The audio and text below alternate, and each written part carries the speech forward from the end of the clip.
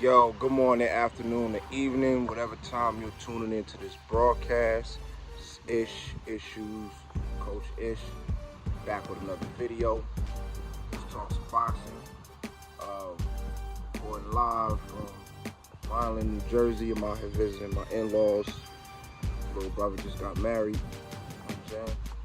So I'm here taking in the festivities. But one of the things that I did while taking in the festivities is watch the Wilder versus Zhilei Zhang fight. Oh my God.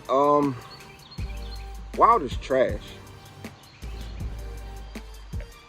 I really hesitate really hard to call someone that, you know what I'm saying? When someone's trash is irredeemable. You know what I'm saying? And that could be in multiple different categories. You can have a person that's, you know, just trash at their sport, you know, based on where they are right now. And that's where Wilder is right now. Like, as a boxer, he's trash. I mean, he's trash. This is what I mean. Let me count the ways based on his performance last night. Let me count the ways. This is what I saw last night. First of all that talking he did before the press conference didn't amount to, before the fight, didn't amount to nothing. You know, I'm willing to die in the ring, and I'm gonna make this spectacular. He barely even threw punches. Here are all the ways that Deantay Wilder's trash. And I mean trash, I mean irredeemable as a boxer. He's irredeemable as a boxer. Number one, the whole time in the fight, I mean, he just committed one egregious mistake after another, which leads me to believe that he just can't box. He just can't box. He has a punch, but he's not a puncher. And the reason why I say that is because if you are just a puncher, you have multiple ways to set up that punch. He just throws it. So here's all of the egregious. Let me count the ways. How is Wilder hot garbage? Basura caliente. Let me count the ways. Number one, he has absolutely no idea what to do against a southpaw fighter. This is basic fundamental boxing. When you are fighting a southpaw fighter and you're orthodox, you don't circle to your right. You don't circle to your right, maintaining the inside position on the outside foot. That's fundamental boxing. That's fundamental boxing. You do not circle to your right, keeping your lead foot on the inside of your opponent's lead foot. That's not how you set up your offense if you fight in a southpaw fighter. You're orthodox. Period. You fight for the lead. You fight for the lead foot position. If it becomes a chess match, you know what I mean? You disengage.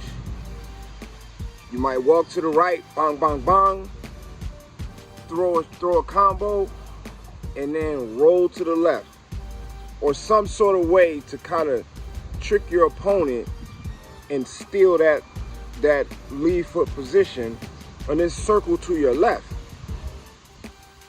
You don't set up the right hand against a southpaw fighter by circling to your right. You set up the right hand by circling to your left, right? Which would have worked in Wilder's favor because he's longer. You know what I'm saying? So by you stepping your lead foot, you keep maintaining that until you get the proper position, the proper angle, and then you land the right down the middle. He did not do that at all. He did not do that at all. period. So either you just are incapable or you have a bad trainer. And I'm going to get to that in a minute.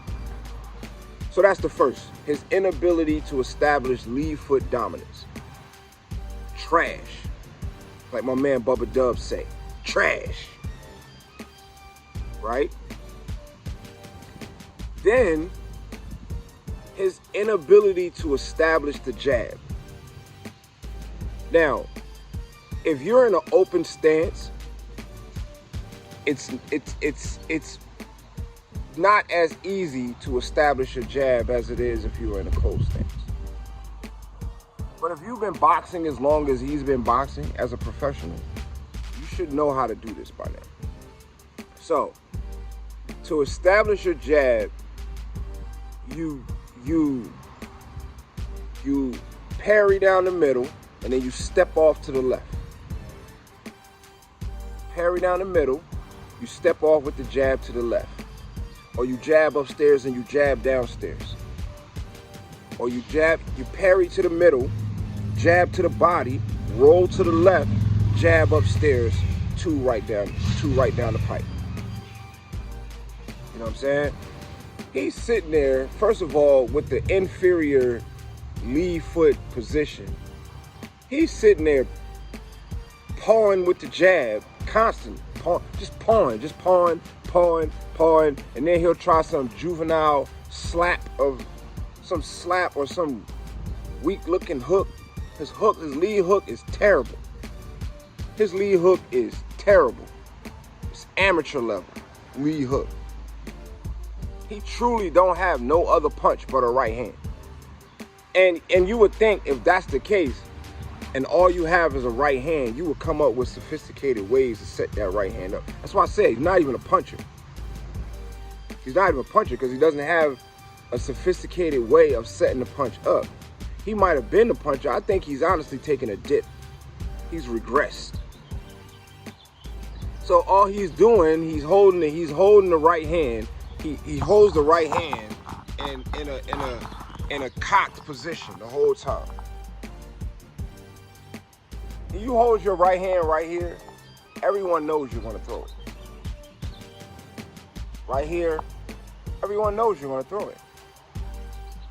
You're just waiting to throw it. You just got your right hand cocked. You're just waiting to throw it. He wasn't here. He didn't have no, you know what I'm saying? No here, no here. Ha, ha, ha, ha, ha. He's just right here with it. You know what I mean? I shouldn't have to explain the difference between the two that I just did. You know boxing, you know the difference. So he's just running around with his right hand cocked, you know, advertising that he's going to throw that right hand the whole time. And he's not doing anything elite with the left hand to set up the right hand. He's just pawing, waiting for an opportunity to try his luck at throwing the right hand. Because that's all it was. It wasn't, you know, boxing is about setting up pinpoint strikes. It's not just throwing. That's why Malik Scott said, I don't want to see that rock'em sock'em robot shit. That's what he means. Two people standing in front of each other playing rock'em sock'em robots. And I know Malik knows the game. I know he's about the angles, and I've listened to him commentate and coach. He don't even have a sophisticated way of setting up the right hand. He's just pawing, and then throw it. Try his luck and throw it. You know what I'm saying? So, let me go over here. So, yeah, man. So that's another way. You know what I mean? Even though he relies heavily on the right hand, he doesn't even know how to set it up correctly. You know what I mean? He don't even know how to set it up correctly. So, you have that. So that's another way he's trash. Heavily relies on the right hand, but can't even set it up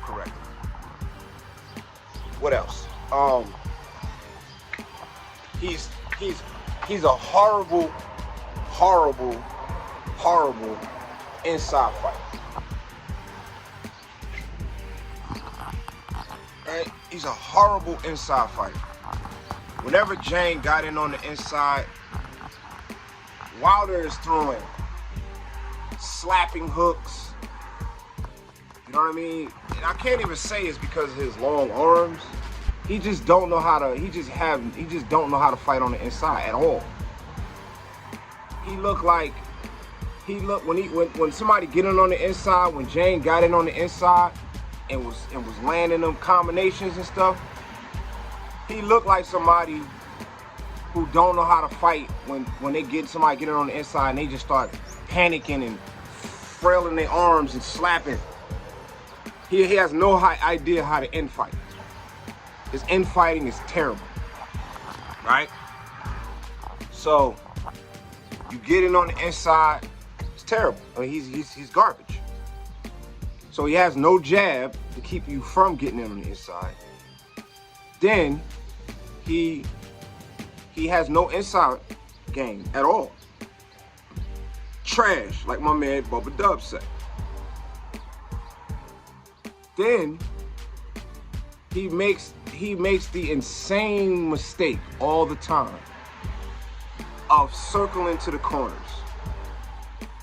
Now I talk about this in my gym all the time. My guys will hear me say all the time when they go to the corner, they stay out the corner, ain't nothing on the corner, prostitutes and drug dealers. Ain't nothing good for you in the corner. Stay off the corner. Stay out the corner. He constantly goes to the corner. This is an amateur habit or tactic. And then when he goes to the corner, okay, it's cool, like traditional wisdom says don't go to the corner. Stay off the corner, stay off the ropes. But if you're good enough, you can break that rule if you know how to set traps. He had no traps, he had no game plan. He just go to the corner, get beat up until the ref breaks it up. Trash. Why is that trash? Easy. Your opponent weighs over 70 pounds more than you. So it's already a bad idea to be in the corners. It's even a worse idea to be in the corner with a person who's bigger than you. That's what they want. If I got a little guy in the ring with me or somebody smaller than me, he goes to the corner, my eyes light up. Oh yeah, okay, great. Thank you for doing my work for me. So him going to the corner is stupid from the standpoint that he's bigger than you. That's what he wants. Trash. I watch Deantay Wilder train. There's another way he's trash. I watched Deantay Wilder train, and I see him I see him on the balls of his feet, athletic, footwork, bouncing on his feet, on his toes, on the balls of his feet, moving, cutting the angles, quick turns. I see all of the things that's necessary for you to win the fight when he's doing pad work with Malik Scott. He gets in the ring, and before when it was Tyson Fury, I kind of gave him the benefit of the doubt by saying he came into the ring too heavy. When he fought Tyson Fury, he was 250, 260, something like that. And I was like, yo, he's too heavy. So that's why he's lumbering around. He doesn't like, as a boxer, you're supposed to be graceful. You ain't supposed to be lumbering around the ring. He was less than 220. He's still lumbering around the ring. He's still lumbering around the ring. Same thing. No type of grace, no type of elegance with his movements. He just looked clumsy. And I know you've been taught the right things. You just have you have an inability to execute it when it's time to go. Trash. Absolutely trash. Basura caliente. Hot garbage. What else did I see last night? first of all, I said in my video about him being compromised. You see, he can't take a punch no more. He used to be able to take a punch. He can't take a punch no more. That punch that caused him to commit the most egregious sin out of the whole night, which is to turn his damn back. I get on the kids for that. You're supposed to learn not to do that as a kid. You don't turn your back to your opponent under no circumstances. None. Zero. You'd rather take a knee than turn your back. So, the shot that he got hit with, the right hook that G-Lane hit him with, while he was trying to throw the right hand, which is easy to see. Every time he threw the right hand, he either slipped it or did something, because the shit is easy to see. It's easy to see. He don't even know how to throw a non-telegraph right hand, and that's his only punch. He don't even know how to throw it without telegraphing. That's terrible.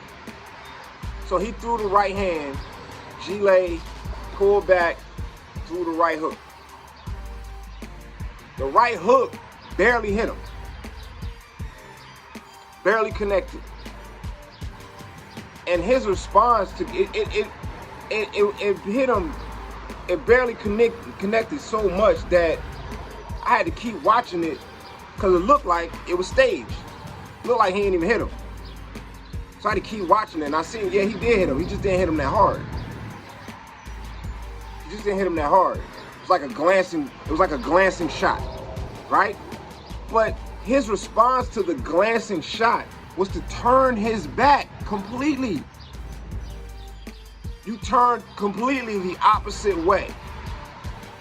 And then G-Lay just walked up behind him, boom, boom, and the fight was over. So, and then I have to throw in one for honorable mention.